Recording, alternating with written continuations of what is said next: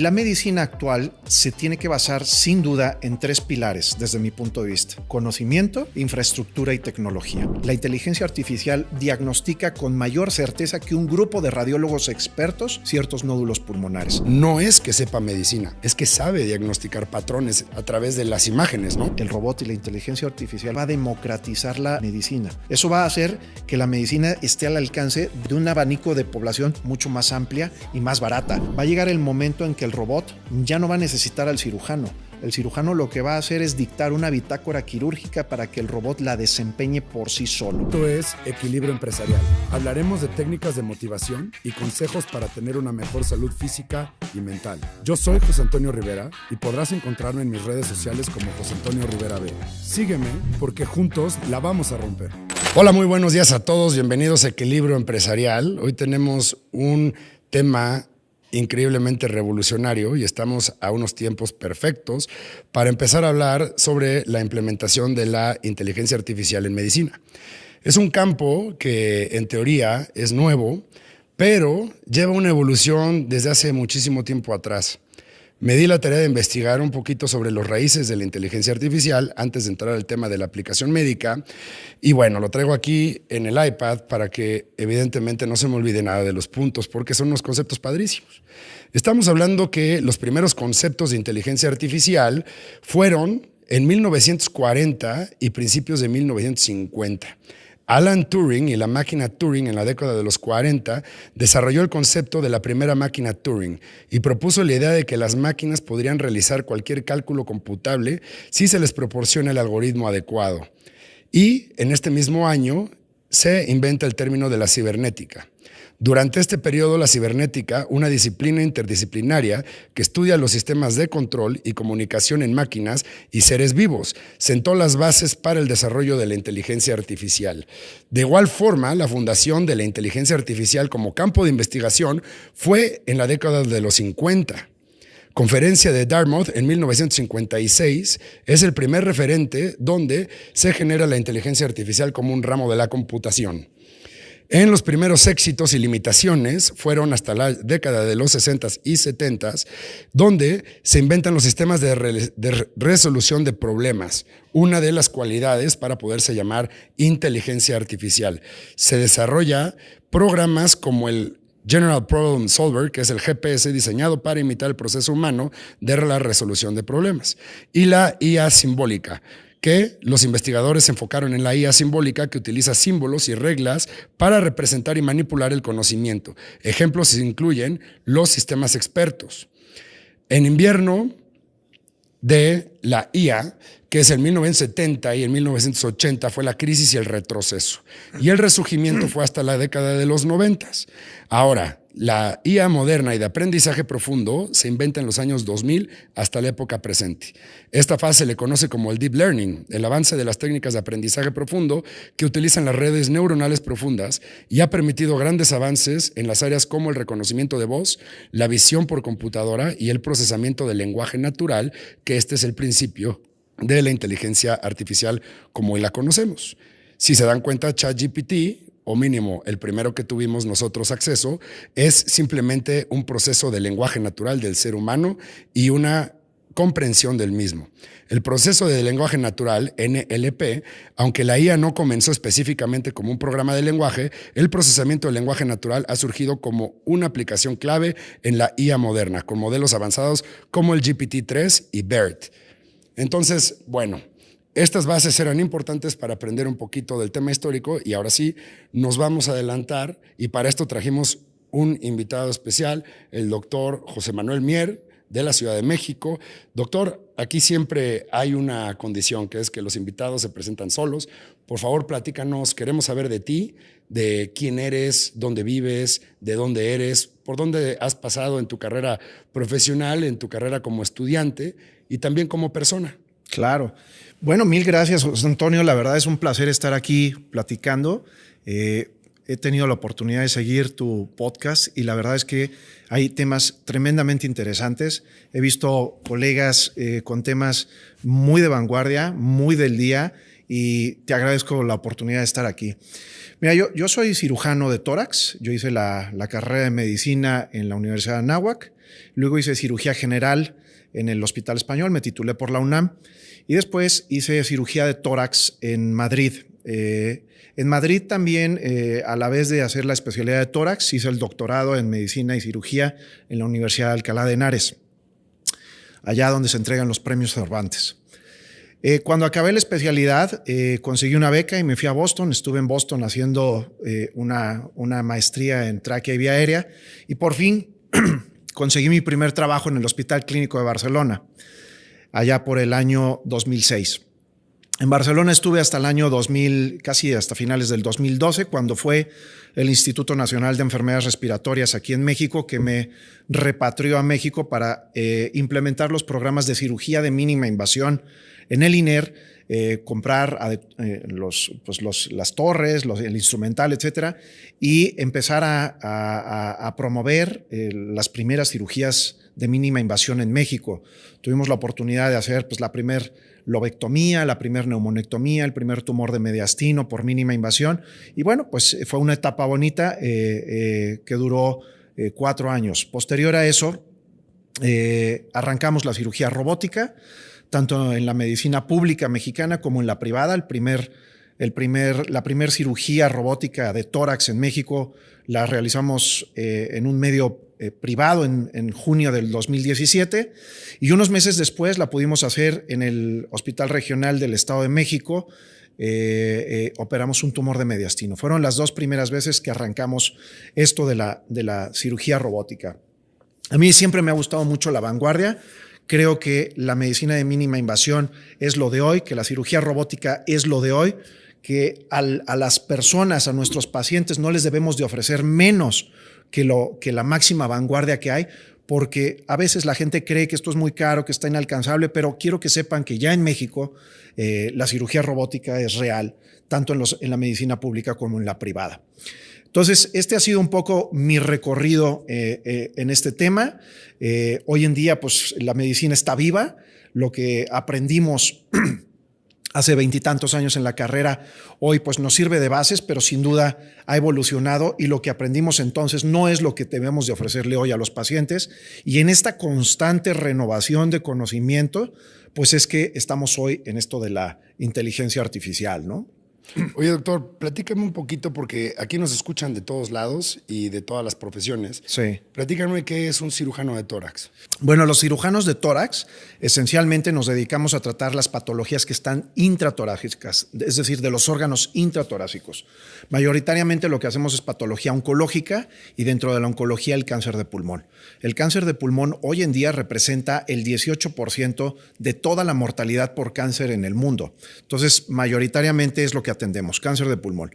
Pero tenemos otros órganos que se afectan también, como el cáncer de esófago, de tráquea, los tumores del mediastino. El mediastino es esta región comprendida entre pulmón y pulmón, donde está el corazón, la tráquea, el esófago, etcétera. Pero ahí crecen tumores de manera muy, muy importante y no de manera infrecuente. Entonces, eso también lo tratamos nosotros. Y también hacemos patología benigna. Dentro de la patología benigna, pues tenemos, por ejemplo, las malformaciones de tórax que afectan muchísimo a adolescentes y a niños, el pecho hundido, el pecho salido, ¿sí? Y algunas cositas, pequeñas cosas como por ejemplo de cirugía estética, como la gente que suda en exceso de las manos, de la cara y de las axilas. Los nervios que producen la sudoración de las manos, cara y axilas viajan por dentro del tórax y es por eso que nosotros lo tratamos. Pero yo te diría que en esencia más del 80% de nuestra práctica diaria es oncológica. Oye, y estuvimos platicando en la mañana que nos fuimos a desayunar que el título, como sale en México, es cardiotorácico. Eso es. Y tu formación, ¿por qué es de cirugía torácica nada más? México todavía está, digamos, desfasado algunos años en la terminología. Hoy en día en el resto del mundo, en Estados Unidos, en Canadá, en Europa, en Japón, etcétera, las especialidades están claramente divididas en dos: lo que es la cirugía cardiotorácica y la cirugía de tórax propiamente dicha. ¿Cuál es la diferencia entre uno y otro? Los cirujanos cardiotorácicos se dedican, por ejemplo, pues a tratar valvulopatías cardíacas, a tratar pues el trasplante de pulmón, la patología congénita del corazón. Es decir, operan corazón y los grandes vasos, aorta y cava dentro del tórax. Los cirujanos torácicos, ¿qué hacemos? operamos todo lo demás. Es decir, no tocamos el corazón, sino que tratamos pulmones, mediastino, costillas, diafragma, tiroides, etcétera, pero no tocamos el corazón. Son dos especialidades en el resto del mundo, completamente separadas, que a día de hoy en México ya se dan en la práctica, pero no en la terminología legal. La cédula profesional en México sigue diciendo cirugía cardiotorácica. Ok. Ahora, te voy a hacer una pregunta, pero me tienes que prometer que no te vas a adelantar. Ok. Porque no solamente quiero platicar contigo de tu área, que es la inteligencia artificial en cirugía. Sí. ¿No? Porque pues, evidentemente antes de ser torácico, pues eres cirujano. Es correcto. Entonces, te voy a ir llevando como un poquito del rastreo del paciente, ¿sí? Desde cómo lo empezamos a diagnosticar y cómo puede intervenir la inteligencia artificial, Sí. ¿no? en modo de conversación, y hasta que lleguemos al tema de la cirugía, ¿no? Pero antes que eso, te quiero preguntar ¿por qué te metiste al tema de inteligencia artificial si eres médico? Bueno, a mí me queda clarísimo que, como te explicaba hace unos minutos, la medicina está viva, ¿no? La medicina evoluciona todos los días, en cada minuto hay información nueva. Ningún médico puede ser hoy todólogo, ya no hay de estos médicos generales que antaño atendían un dolor de cabeza, una diarrea y el cáncer de mama. O sea, esto se acabó. La medicina está cada día más compartimentalizada. Y la medicina actual se tiene que basar sin duda en 3 pilares desde mi punto de vista. Los 3 pilares son conocimiento, infraestructura y tecnología. Ningún médico hoy en día, por más erudito en su campo que sea, podría ejercer la medicina si lo pones en la Huasteca Potosina. O si lo pones en la ciudad de Puebla y no tiene una infraestructura hospitalaria potente, tampoco la va a poder ejercer. Si tú traes al mejor cirujano de Singapur y lo pones a operar en un dispensario médico, no va a poder operar. Entonces, hoy en día, este trinomio de conocimiento, infraestructura y tecnología es inseparable. En estas 3 patas metí tecnología. Y tecnología hoy en día es fundamental en imagen, en diagnóstico, en laboratorios, en precisión de marcadores tumorales, en cirugía robótica y, por supuesto, en inteligencia artificial. Si tú no estás hoy inmiscuido en todos estos campos, te vas a quedar obsoleto. Y los médicos hoy tenemos que estar informándonos, enseñándonos, aprendiendo todos los días. Yo siempre creo que los médicos, el buen médico, tiene que tener 4 patas, como una silla, como este sillón donde estoy yo sentado. El médico que se dedica exclusivamente al área de la asistencia, pues puede ser médico exitoso, reconocido, incluso ganar dinero, prestigio, etcétera, pero es un médico incompleto porque la asistencia es una pata de la práctica médica. ¿Cuáles son las 3 patas restantes que te hacen útil a la sociedad como esta silla? Una silla no puede tener una pata ni 2 porque no sirve, se rompe, se cae. ¿Cuáles son las otras 3 patas? Pues una de ellas es la investigación. Tú tienes que investigar, todos los días tienes que investigar porque la medicina está viva y el conocimiento de ayer hoy es obsoleto. Tienes que investigar.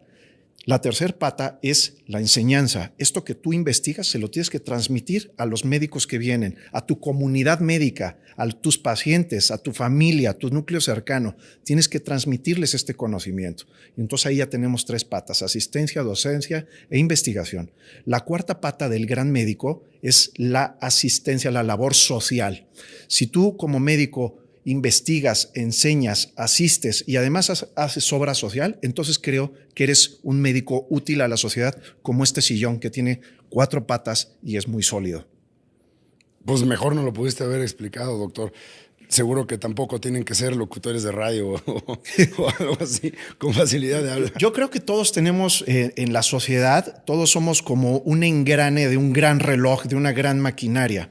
Entonces el comunicador es un engrane, el médico es un engrane, el arquitecto es un engrane, la señora que vende periódicos es un engrane. Todos somos un engrane de una maquinaria social que en función de que nosotros hagamos bien nuestra labor, entonces hacemos que esa máquina funcione de la mejor manera. Entonces a mí no me gusta menospreciar ni vanagloriar a X o Y profesional. Creo que todos cumplimos una función importante dentro de esa maquinaria social. Totalmente de acuerdo contigo.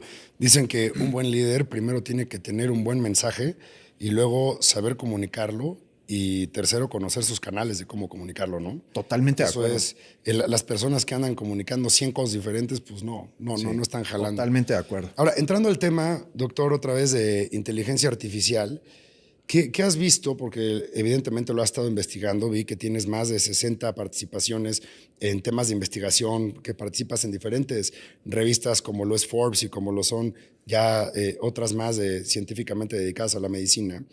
¿Qué te has dado cuenta que hay o existe o se está desarrollando de la inteligencia artificial de medicina de primer contacto? Vamos a llamarle urgencias o lo que tienen en Estados Unidos este espécimen de médicos familiares. Sí, de hecho, una de las cosas que yo creo que va a suceder es que todos vamos a tener un médico en el teléfono.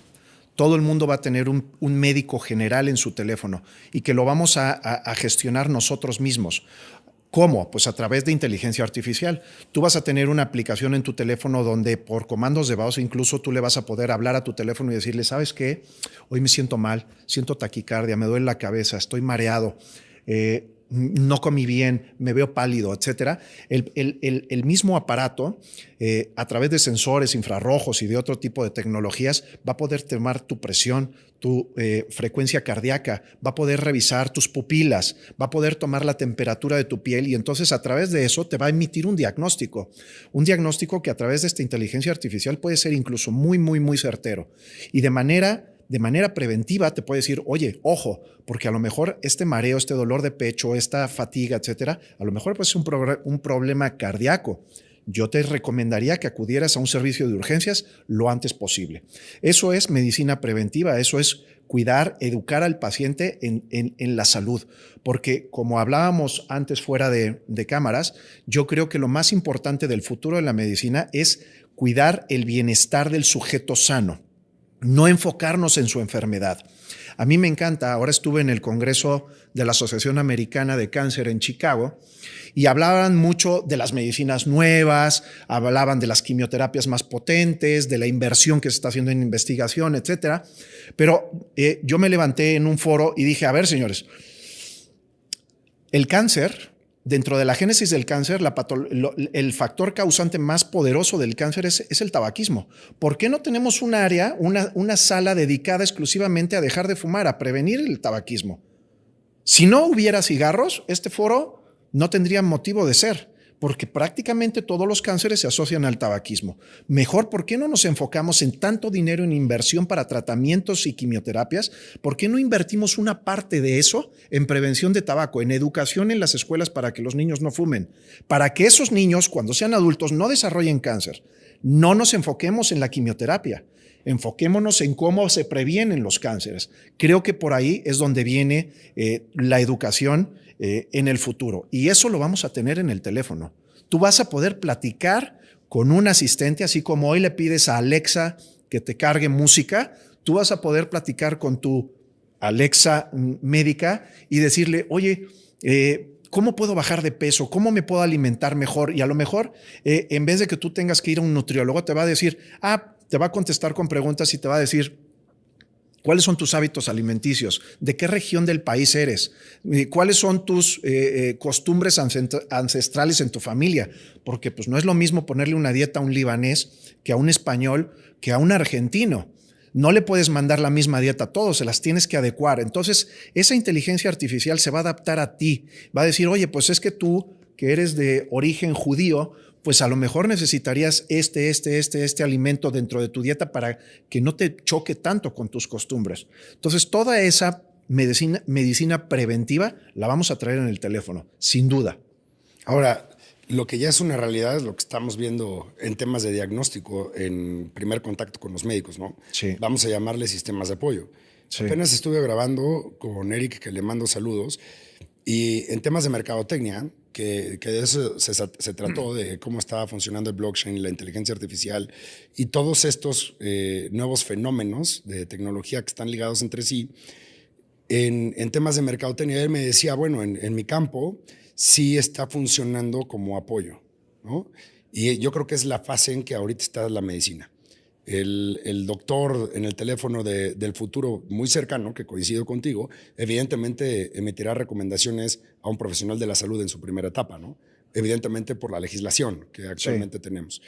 Pero hoy ya es una realidad. Desde el 2008 existen softwares y desde el 2013 que utilizaban el Big Data y algoritmos para hacer phishing y emitir una especie de probable diagnóstico que tenía que revisar el especialista. Así es. Inclusive mezclaban N cantidad de guías clínicas entre sí para poder dar una recomendación al médico de cómo llevar a cabo el paciente con ciertos síntomas. Eso es. Hoy ¿qué has visto en esta área de medicina de urgencias? Bueno, mira, por ejemplo, hoy tenemos pacientes que llegan a urgencias, a lo mejor viene con tos y les hacen una radiografía de tórax y les ven una mancha en el pulmón. Bueno, nosotros hoy ya con softwares de inteligencia artificial, concretamente de radiología, cuando el aparato tú le cargas una radiografía, te puede hacer un diagnóstico increíblemente preciso de ese nódulo pulmonar.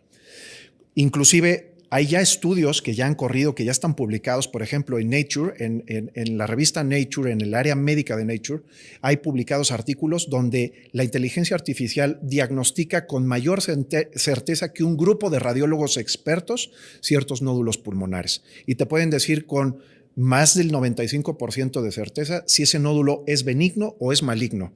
Y si es maligno, te pueden decir incluso la etapa clínica en la que se encuentra, si es etapa 1, 2, 3 o 4. Entonces, esto sin duda ya está, ya existe. Ya hay hospitales en Basilea, en Suiza, en Singapur, en Japón, en China, en Estados Unidos, en muchos lugares de Europa que ya los están utilizando. Aquí en México incluso ya hay algunos hospitales que tienen algunos, todavía siento yo, básicos comparativamente hablando con los otros que acabo de mencionar, pero que ya empieza a haber. Y creo que esto es muy bueno porque pues, es lo de hoy. Insisto, lo que si tú no aplicas la tecnología a la infraestructura de tu hospital y se lo enseñas a tus médicos, estás faltando a las 3 patas de la medicina, que insisto son conocimiento, infraestructura y tecnología. Totalmente de acuerdo contigo, Doc. Para los que nos escuchan, cuando estamos hablando de una malformación o vamos a hablar específicamente de un tumor, un nódulo que puede ser benigno, evidentemente lo que la inteligencia artificial ha desarrollado más en sus habilidades es la identificación de patrones. Como lo platiqué en un principio, hay patrones en el lenguaje, que es ChatGPT-3, que utiliza toda la información que existe en línea, pero también hay la identificación de patrones de estos nódulos, porque los nódulos benignos y malignos tienen ciertas anatomías distintas, ¿cierto, falso, Doc? Es correcto. Entonces, lo que hace estas tecnologías es identificar la probabilidad de que sea benigno y la probabilidad de que sea maligno, y lo hace con una certeza increíble debido a que la información y los parámetros los está aprendiendo de miles de millones de estudios que fueron diagnosticados de una forma correcta. Entonces, no es que sepa medicina, es que sabe diagnosticar patrones a través de las imágenes, ¿no? Sí. Pero ahorita lo que ya no estamos viendo es que eso era el Big Data y eso era la explotación de información. Sí. Lo que hoy está pasando con la inteligencia artificial es que tiene la denominación y la diferenciación que tiene autoaprendizaje. Es correcto. Y esto funciona, que a mí me gustaría explicárselo un poco a la gente que nos está escuchando para que lo entiendan muy bien. ¿Cómo aprende la máquina? Hay una cosa que se llama el Learning Machine, y el Learning Machine lo que se alimenta es de redes neuronales. ¿Por qué se le llama redes neuronales? Porque funciona como las neuronas de nuestra cerebro. Una neurona normal, para que nos entiendan, puede tener hasta 10,000 conexiones con otras neuronas. Una neurona de inteligencia artificial puede tener billones con B, billones de conexiones neuronales. Entonces, es incluso superior a una neurona de nuestro cerebro. Y esto, ¿cómo funciona? Se los voy a explicar muy sencillo. Les voy a enseñar a hacer una quesadilla. Una quesadilla, en esencia, es una tortilla con queso fundido, ¿sí? Entonces, en una neurona de nosotros, podríamos decir, ¿cómo se hace una quesadilla? Le pones queso a una tortilla y la calientas para que se funda. Punto. Eso es. Los chilangos piensan diferente. Es correcto, sí. Pero ahora, al deep learning, tú le podrías decir, oye, la quesadilla se hace en una sartén o en un comal con gas, con fuego. Ok, pero al deep learning alguien podría sugerirle que la quesadilla se puede, si la haces con una tortilla a mano y la haces en un comal con carbón, sabe más rica. Y también le puedes sugerir que si además le ponen salsa molcajeteada, sabe mejor. Y que además le puedes decir que si el gas o el carbón se te acaba, la puedes hacer en el microondas. Y además le puedes decir que si en vez de tortillas de maíz la haces con harina, pues a los del norte del país les va a gustar más. Y entonces tú le puedes dar todas las variantes a esa quesadilla de tal manera que en esas redes neuronales ya no es tortilla, queso y se funde. No, ya hay un sinnúmero de opiniones para hacer una quesadilla. Entonces, cuando tú le preguntes a la inteligencia artificial, ¿cómo hago la mejor quesadilla? Te va a decir, hipotéticamente, mi respuesta, ¿no?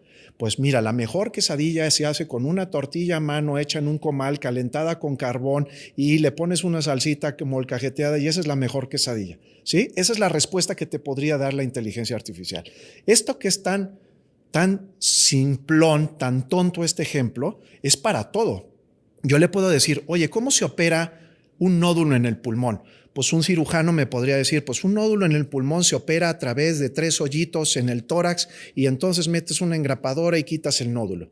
Pero si yo tengo la opinión de 1 millón de cirujanos de tórax alrededor del mundo, me va a dar las opiniones de cómo se operan los nódulos de pulmón en Japón, en Australia, en China, en Brasil, en México, en España. Y entonces cuando tú le preguntes a la inteligencia artificial cómo se opera un nódulo pulmonar, va a resumir las 1000 o 1 millón de opiniones que tiene cargadas en su Big Data y en una respuesta de milisegundos te va a decir cuál es el mejor camino para quitar ese nódulo pulmonar. Así es como funciona. Dependiendo dónde la haya ubicado en la tomografía que tomaste. Es correcto. La estructura que está invadiendo te va a decir, pues la estrategia quirúrgica que más éxito ha tenido son estas dos.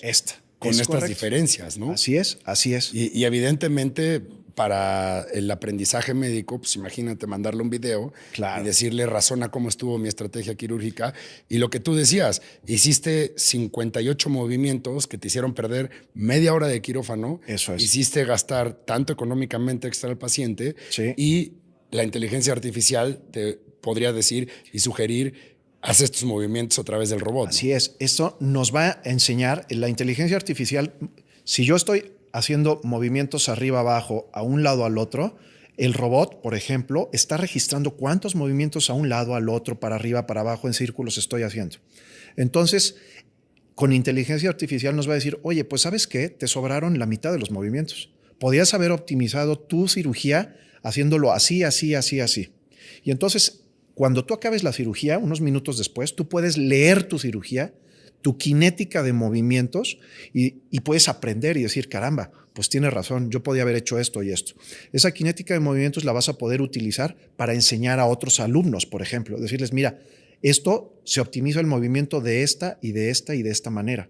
Incluso puede llegar a ser un método de evaluación de skills a la hora de que tú quieras recertificar a cierto especialista. Los amigos que nos están escuchando a lo mejor no saben que los especialistas en México cada 5 años tenemos que renovar la licencia de especialista. Pues a lo mejor, en vez de que tú presentes tu bitácora quirúrgica a ese comité evaluador, en vez de que presentes tu bitácora quirúrgica, a lo mejor lo que te van a pedir es tu estadística de movimientos para X destreza. Y entonces te van a decir, caray, pues mira, tú puedes seguir ejerciendo esta o deberías de mejorar esta destreza. ¿Por qué? Porque tu cinética de movimientos es deficiente. Ahora imagínate en economía de la salud. Claro. Imagínate el resultado del análisis que te puede decir, a ver, hay doctores que manejan un apéndice con 35,000 y doctores que manejan un apéndice con 115,000. Es correcto. ¿Qué es lo que estás haciendo? Es correcto. El tiempo, ¿no? Eso lo que estás gastando. Te va a permitir a ti como administrador de una institución hospitalaria optimizar muchos recursos, porque los días de estancia intrahospitalaria cuestan mucho dinero. Entonces, el poder tú hacer una evaluación y decir, oye, es que cierto procedimiento se debería de llevar 36 horas de hospitalización, en el número de analgésicos, en el número de antibióticos. El que haga más de esto hay que revisarlo, porque no lo está haciendo de la manera más óptima. Claro. Ayer estaba viendo en estos videos, ya sabes, de la infodemia terrible que hay en internet, que siempre la comento, esa es la razón de ser de este programa, de que hay gente sin títulos hablando de estupideces que no deben de estar hablando. Sí. Y pues obviamente uno de estos videos era hablando sobre cómo los hospitales estaban tratando de generar más días de estancia. No, Y yo lo pensaba y dije, qué estupidez tan grande. Claro. Porque lo que no sabe el auditorio es que a un hospital le cuesta Es correcto. muchísimo mantenerte más de 3 días. Así es. Y se los digo de esta forma, económicamente el 80% de la cuenta de un paciente son las primeras 24 horas. Es totalmente Porque ahí cierto. es donde entra cirugía, ¿cierto o falso? Es totalmente Y de ahí, real. entonces, entre más rápido yo te solucione tu problema, más eficiente hago mis recursos Sí. y más 80% puedo tener. El ejemplo es muy sencillo. Tú imagínate que mañana operamos un paciente de cáncer de pulmón, ¿sí? Cuando la estancia promedio en un hospital exitoso es de 2.5 días. ¿Sí? Exacto. Entonces, yo opero mañana un enfermo de cáncer de pulmón y te lo dejo 20 días internado. En esos 20 días se está ocupando una cama. Claro. Esa cama podría ser ocupada por 4 enfermos operados de lo mismo que tengan una estancia de 3 o 4 días. Claro. Ese enfermo que yo lo operé un día y estuvo 20 días, te generó X. El enfermo que operas 4 o 5 enfermos en esos 20 días, te generan X por 5. Entonces, la gente tiene que entender que el paciente hospitalizado cuesta dinero. Lo que ganas dinero, como acabas de decir, es en el hospital, en la terapia intensiva y en los medicamentos que le das. La cama de hospital cuesta dinero. Claro, y ya los últimos días, se quedan 20 días, los últimos 15 días son relativamente muy baratos, ¿no? Así es. Y evidentemente un cuarto de hospital, pues no. Lo deberías de estar ocupando no en regenera. otro enfermo que se llegó a operar. Y aparte, éticamente, en alguien que lo necesite y éticamente solucionar el tema que tú dices, ¿no? Sí. En nuestro caso, nuestro promedio de hospitalización, pues dependiendo el año, pero post-pandemia estamos en 1.9. No, está genial. Está extraordinario, ¿no? Sí. Eso es algo que la gente que ha hablado conmigo por teléfono y ha tenido sus pacientes ahí, yo les digo, si en 2.5 días no soluciono tu problema. Cuando yo estaba en Barcelona hicimos un estudio justamente de esto. Cuando implementamos los programas de cirugía de mínima invasión, justamente lo que logramos fue reducir la estancia intrahospitalaria. Entonces, ¿qué pasó con nuestros enfermos operados por mínima invasión comparativamente con los que se operaban por cirugía abierta tradicional? Nosotros logramos reducir el 25% de nuestra estancia intrahospitalaria. Y al reducir 25% de nuestra estancia intrahospitalaria, le dimos cabida a un 20% más de pacientes al año. Es decir, aumentamos nuestra productividad 20% gracias a que redujimos la estancia intrahospitalaria. Porque una cama está ocupada por un paciente, no puede estar ocupada por 2. Claro. Contra antes muevas a ese paciente, cae otro paciente en esa cama. Entonces, es verdad que la cirugía de mínima invasión, la cirugía robótica, llegó justamente, dentro de muchas otras ventajas, a optimizar tiempos y aumentar productividad. No, y en temas de salud pública, claro, es fundamental. El 20%, cuando lo ves en los millones de personas que son en España, así es. Evidentemente que la medicina en su mayoría es social. Así es. Cambias el resultado de una ciudad. Nosotros teníamos, por ejemplo, en el INER, pacientes foráneos que vienen y que el INER no tiene todos los métodos diagnósticos que se necesitan muchas veces. Un paciente que podrías diagnosticar, estudiar en 24 horas, a veces está una semana, porque está pendiente de X estudio, que X estudio no está, que hay que subrogar fuera de la institución, y en lo que va y se lo hace, está ocupándote 7 días una cama. Claro. Eso es un desastre. Eso es un desastre para la medicina pública mexicana, porque estás perdiendo muchos pacientes que se beneficiarían de estar ocupando ese lugar. Totalmente.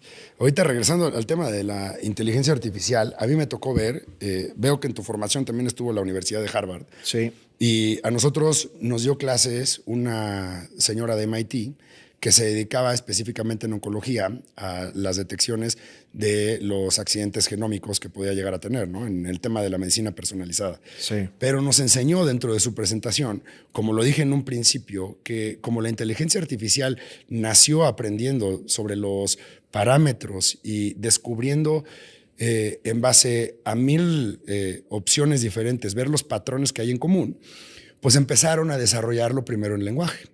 Entonces, lo que está funcionando el lenguaje en el tema médico de diagnóstico es que, por ejemplo, en el 911, al momento que tú hablas, ahorita todavía no está activo, pero ya existe un software que yo lo vi funcionar hablando a un teléfono de esta página de internet específicamente para psiquiatría.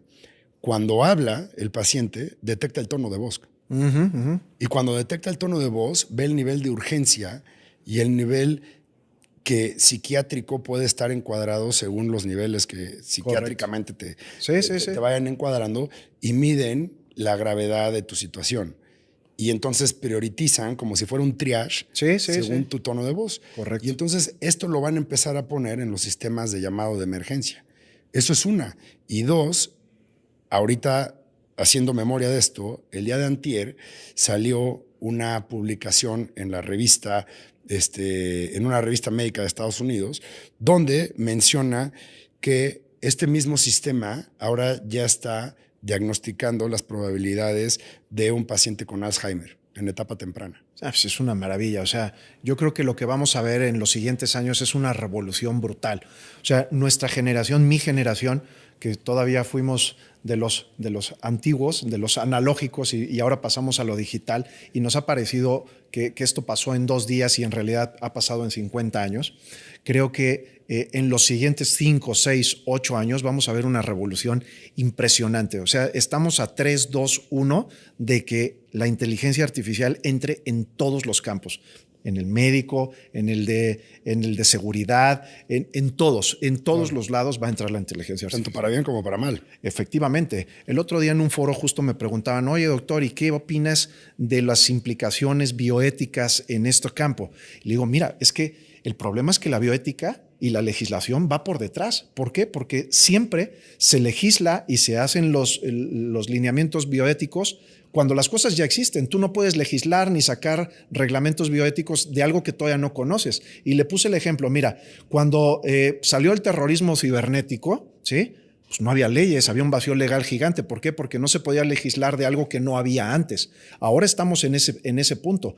¿Cómo va a ser el terreno bioético en 8, 10, en 15, en 20 años? No lo sé. Habrá que acotarlo una vez que el problema o los problemas vayan surgiendo. Y habrá que poner legislaciones y adaptar las leyes y etcétera, los reglamentos a las cosas conforme vayan saliendo. Pero yo sí creo, y aquí me voy a meter en temas, no me gusta mucho hablar de política, sí, pero para eso son los plurinominales.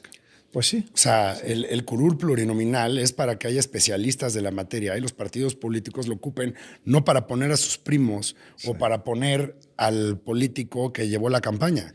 Es para poner especialistas en la materia. No, y no solo los plurinominales. O sea, cuando los legisladores van a legislar de un tema que desconocen, pues para eso están los asesores. Claro. ¿No? O sea, cuando a mí me toca muchas veces ir con muchos legisladores a hablar de dispositivos electrónicos de tabaco, y vas y les explicas lo que son. Se supone que se tienen que empapar de eso, no están obligados a saber de todo, por supuesto. Por eso hay comisiones de salud, comisión de economía, comisión de transporte, comisión de comercio, etcétera, etcétera. Y cada una de esas mesas tiene que tener sus asesores en esa área, ¿no? Entonces, yo sí creo que pues en este caso las comisiones de salud pues cada vez más se tienen que empapar de este tema porque está, insisto, a 3, 2, 1 de llevarnos por delante. Pero es increíble que ahorita tengan el comité cuando Juul se empezó a vender en 2009. Es correcto. O sea, están 15 años atrás. El cigarrillo electrónico va a cumplir 20 años que está en el mercado. Sí, imagínate. Y en México, en Latinoamérica en general, todavía no hay regulación ni reglamentación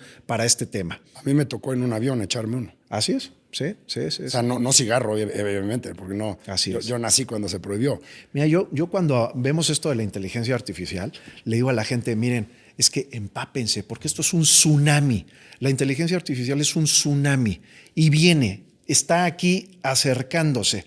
Decide dónde quieres estar, en la cresta del tsunami o en la base del tsunami, porque te va a pasar por encima. Entonces, si no te informas, no aprendes, no vas a estar en la cresta surfeando el tsunami. Vas a estar abajo y te va a pasar por encima. Pues, ¿qué tal lo que te enseñó del teclado, no? Exacto. Del teclado Samsung que ya te traduce, y eso también existe a nivel llamada. Así O es. sea, yo puedo estar hablando con un francés y si no hablas francés, nada más le pones translate y tiene como un desfase de 3 segundos, Sí. pero tú escuchas al francés hablándote en español Sí. y él me escucha a mí hablando en francés. Es que es una maravilla. O Y sea, te avisa, Sí. this call is going to be translated. Y lo hace Samsung solito. Sí. Entonces, ahora imagínate en los campos de batalla, ¿no?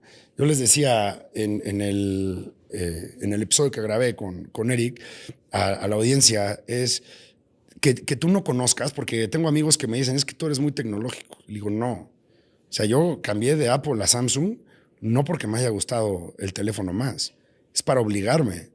O sea, lo único que me falta es agarrar una PC y la tengo que hacer. Sí. Porque evidentemente hoy Microsoft es de las 7 gigantes del mundo en desarrollo tecnológico. Sí. ¿No? Y específicamente por, no me acuerdo cómo se llama su inteligencia artificial, pero es una de las más revolucionadas junto con Gemini de Google, etcétera, ¿no? Pero para que tengas una idea, hoy en la mañana, antes, tú te despertaste a las 5 de la mañana para venir a Puebla, lo cual te agradecemos todos los que estamos acá. Sí, sí, sí. Pero hoy en la mañana, en lo que tú venías en la carretera, dije, voy a ver si me hace falta algo de conocimiento. Entonces me pongo a buscar en las diferentes plataformas de inteligencia artificial y me aviento un chat con inteligencia artificial.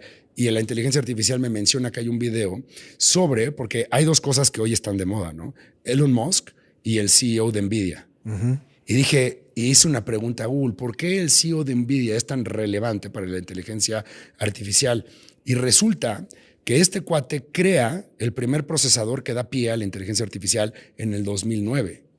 Y ese chip, ese procesador, se lo vendió a Elon Musk, el primero en su especie. Sí. Y por eso OpenAI lleva 8 años o 10 años de ventaja a su competencia. Y se ve en el video, lo busco, está en TikTok, búsquenlo, Sí. de este cuate cómo le autografía.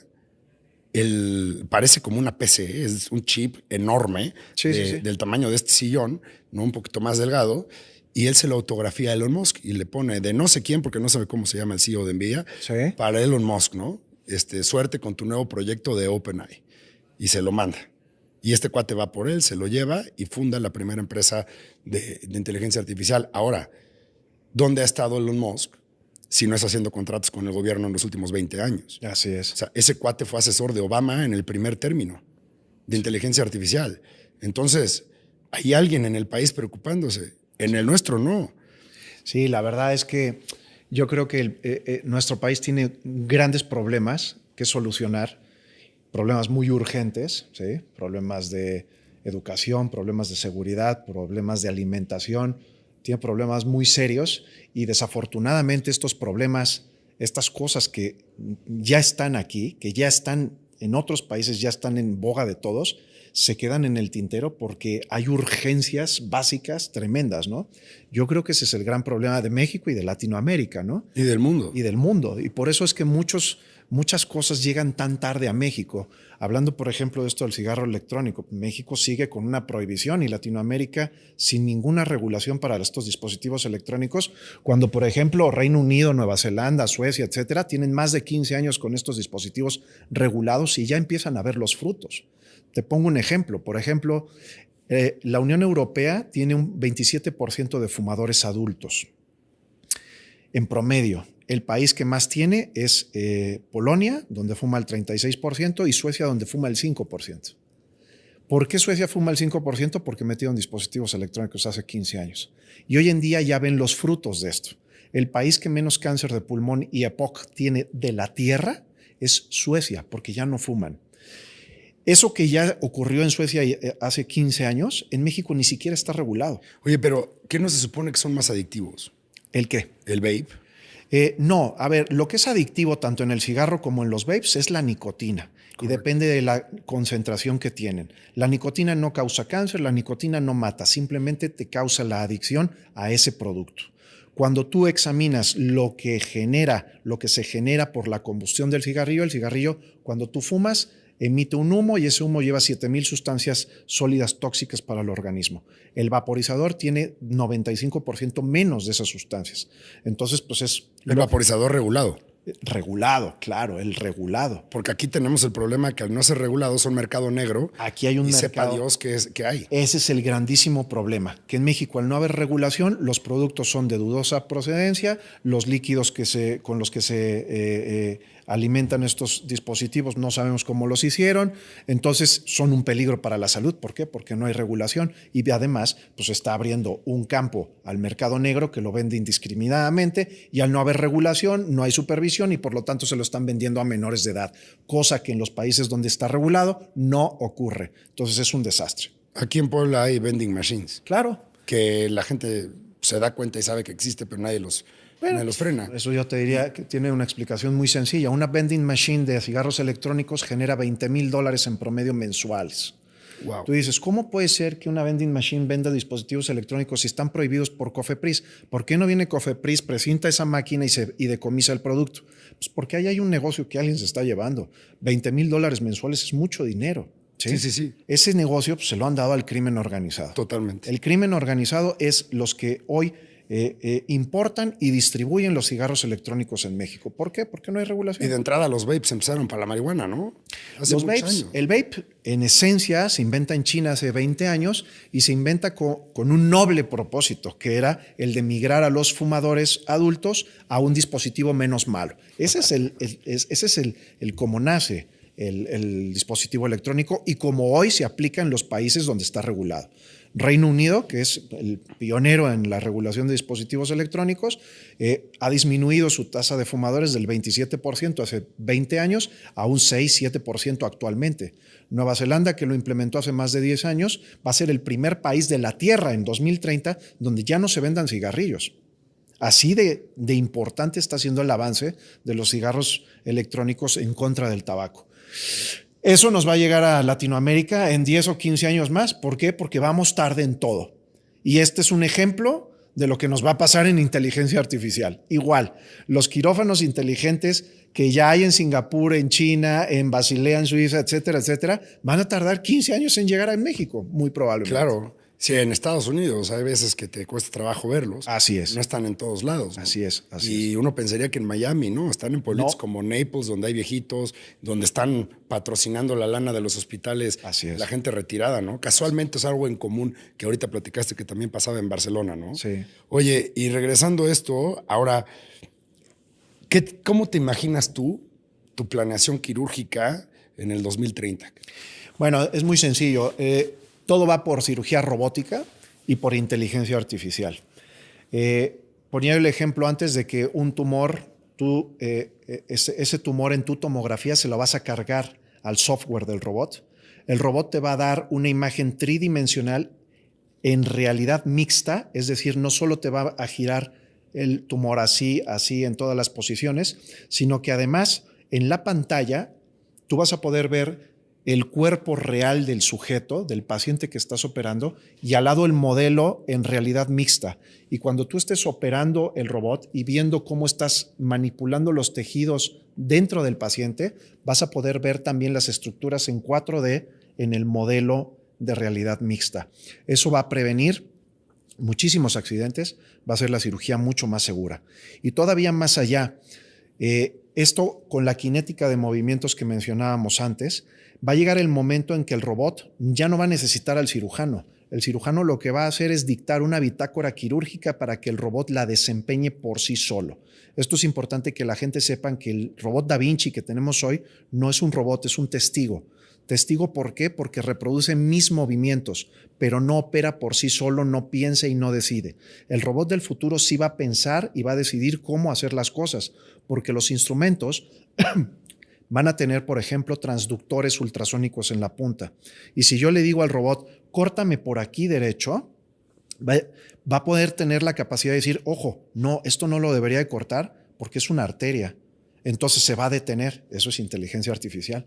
Y te va a proponer a ti, cirujano, te va a decir, oye, es que yo creo que debería de girar 90 grados, pasar así y pelarlo por atrás y avanzar. Eso es inteligencia artificial. Eso es lo que va a hacer el robot en unos pocos años. ¿Y cuál va a ser el papel del cirujano? Aceptar o no las sugerencias del robot o sugerir otras en un determinado momento. Entonces, esto va a ser muy bueno. Uno, porque va a unificar la calidad de la cirugía. este gap que hay actual entre los grandísimos cirujanos, los cirujanos mediocres y los cirujanos muy malos, lo va a disminuir porque el robot va a tener un estándar de calidad muy uniforme, va a operar con estándares de calidad muy parecidos en todos lados. Y otra cosa muy interesante que va a hacer el robot y la inteligencia artificial unidas es que va a democratizar la medicina. Y cuando digo democratizar, ¿a qué me refiero?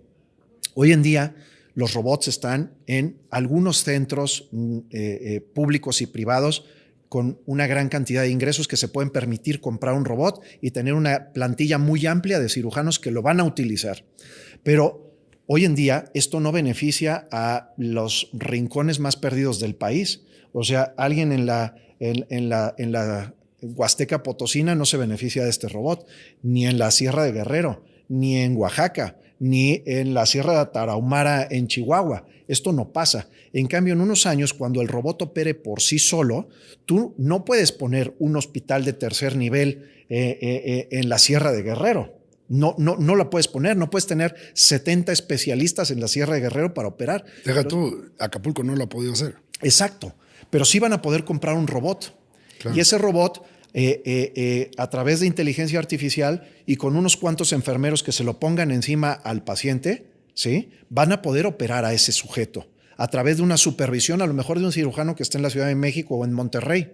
¿Sí? Eso va a hacer que la medicina esté al alcance de un abanico de población mucho, mucho más amplia y más barata, porque va a ser más barato comprar un robot para Chilpancingo que armar un hospital donde haya 80 especialistas de cada área.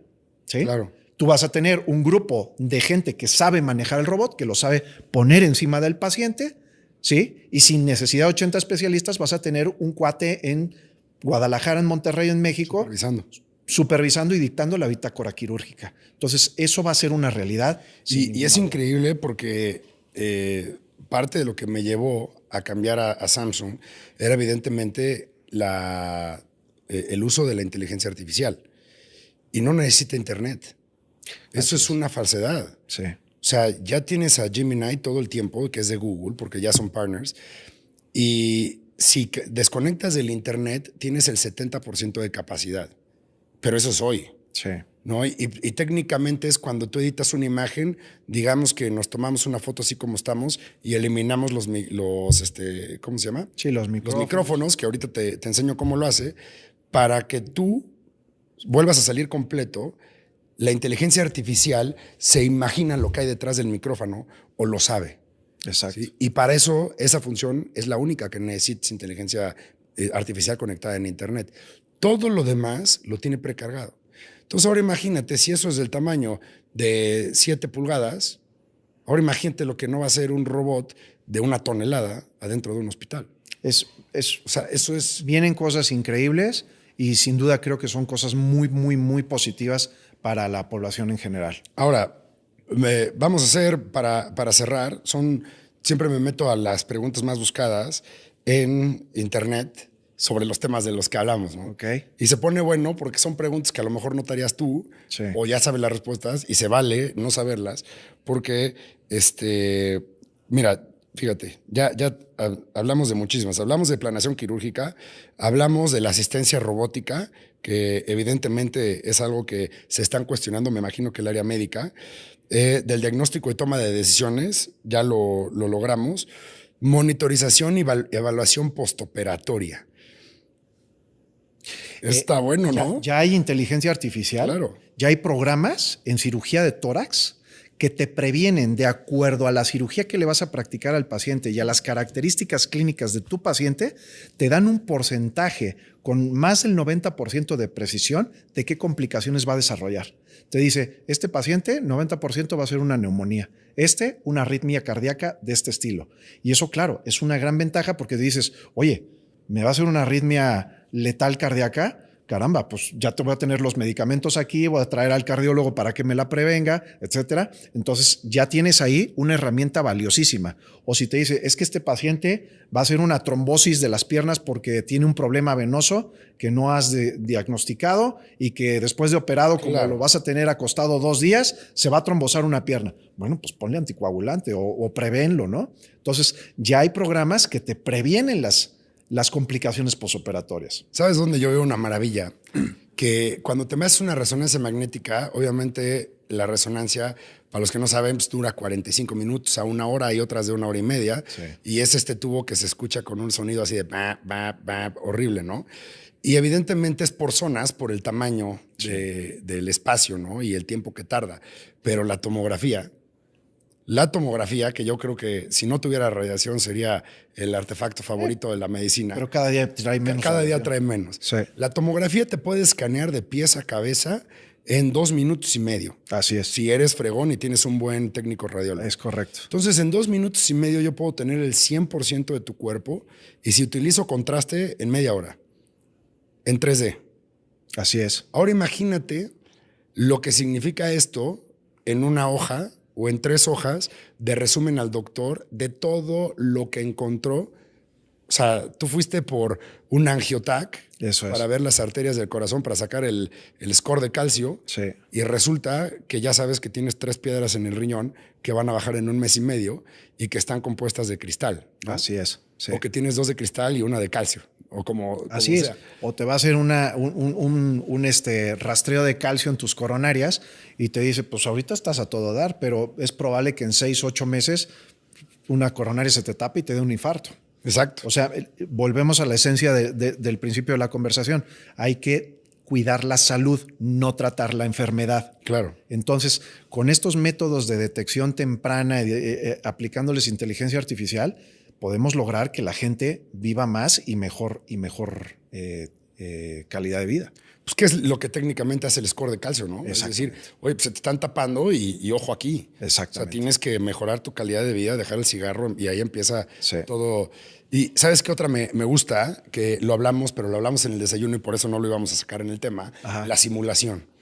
O sea, estás hablando, ahorita tocaste 2 puntos padrísimos. Uno es la realidad mixta. Sí. Y la otra es la inteligencia artificial regenerando y reconstruyendo las imágenes y diciéndote qué hacer. Ahora imagínate descargar el cuerpo de tu paciente en tus Meta, Quest 3 o los Apple Vision, creo que así se llaman, y empezar a ver la anatomía de tu paciente. Es que eso te da la posibilidad no solo de planear la cirugía, sino de practicarla muchas veces antes de hacerla en el paciente. Imagínate que una cirugía compleja tú la puedas ensayar 10, 12, 15 veces antes y que la puedas ensayar junto con tu equipo de ayudantes. La probabilidad de que exista un accidente se disminuye de manera muy, muy importante.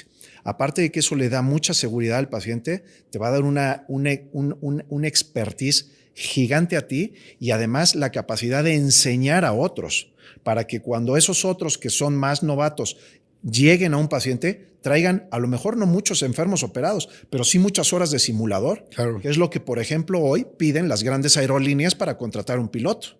No te dicen, oiga, es que necesito que usted haya volado 20,000 horas este avión, pero sí te piden 20,000 horas de simulador. Claro. ¿Sí? Entonces, a lo mejor eso es lo que va a pasar en los hospitales del futuro. Te van a decir, oiga, usted, pues es que acabé la especialidad este año. Caramba, es que usted no tiene experiencia. Ojo, no tengo experiencia en muchos pacientes, pero tengo cientos o miles de horas de simulador en este procedimiento. ¿Qué pasa en el tema de pilotos, como dijiste, no? Es correcto. Oye, cuando estabas en Harvard, conociste el Boston Children, específicamente el espacio que tiene con Harvard, Sí. que está como en un piso 15, ¿no? En un edificio de oficinas. Sí.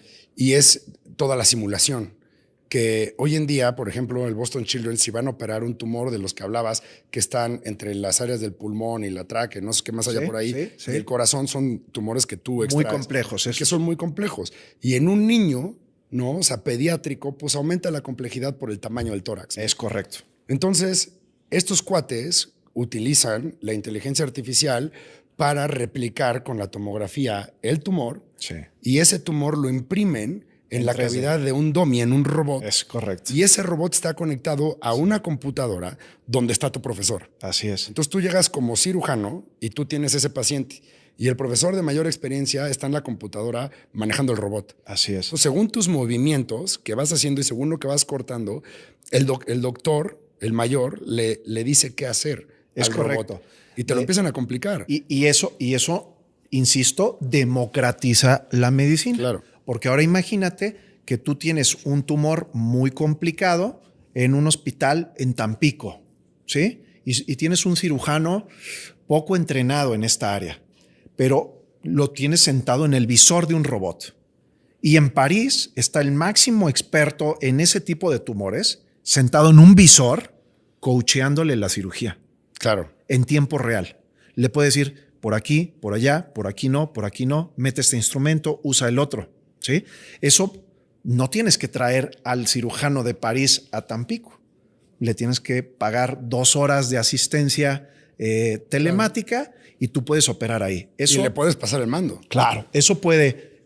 claro, y además le puedes pasar el mando. Si se te atora un movimiento, dices, pues hágalo usted. Y como el robot está con los dos, recibiendo órdenes de los dos, puede aquel señor en París estar haciéndolo. La primera cirugía que ya se transmitió en vivo robótica fue en el Mobile World Congress de Barcelona hace 2 años.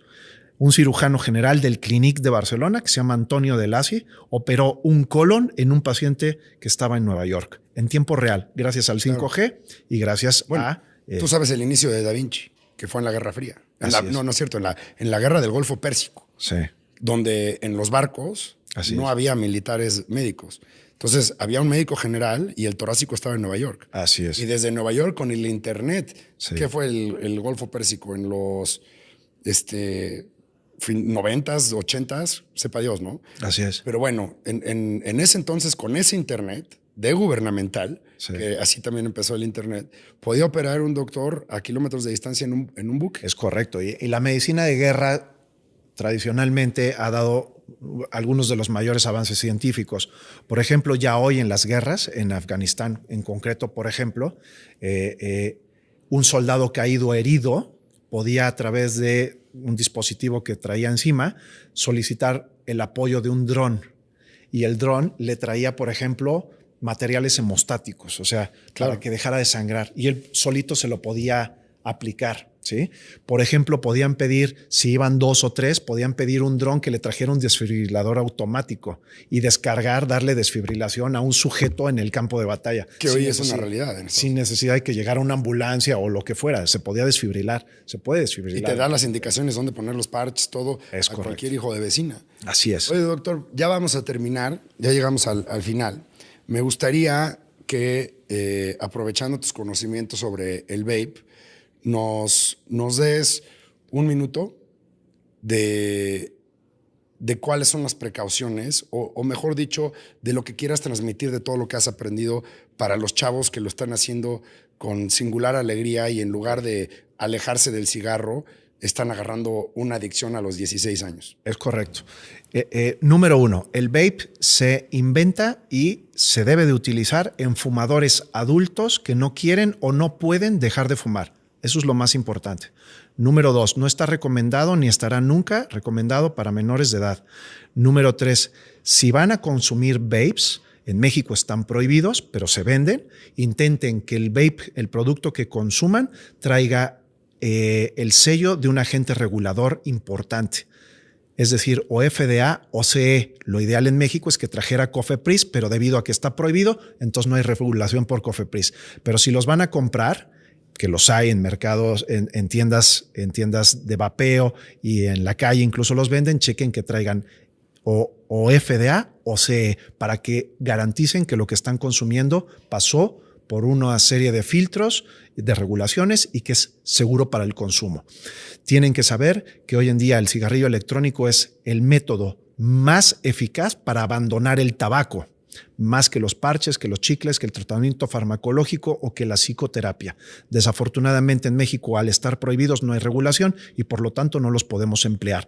Pero en los países donde se emplean desde hace muchos años, Reino Unido, Canadá, Japón, Nueva Zelanda, etcétera, han logrado unas disminuciones en el porcentaje de fumadores impresionante. Ok, wow. No me imaginé que fuéramos a decir eso. Así es. Así es. Yo le recomiendo vapes a muchos de mis pacientes. Que son fumadores. Que son fumadores. Así es. Es importante decir eso. Sí. Ahora, como saben, tengo que aventarme el disclosure. Son opiniones personales. Es correcto. Opiniones ciertamente profesionales, pero aquí nadie les dice qué hacer.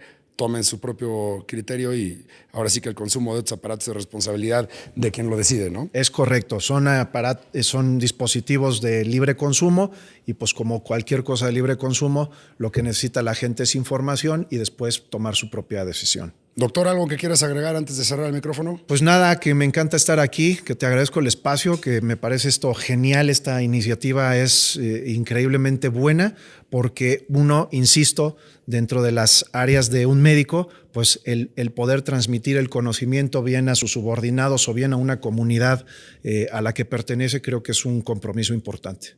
Pues muchísimas gracias, doctor. Espero tenerte aquí de vuelta. Nos estamos viendo por Puebla, tu casa, específicamente el Hospital Puebla. Y te mandamos un abrazo y gracias por venir. Gracias a ti, José Antonio. Y a todos los demás, gracias por llegar al final. Hasta luego.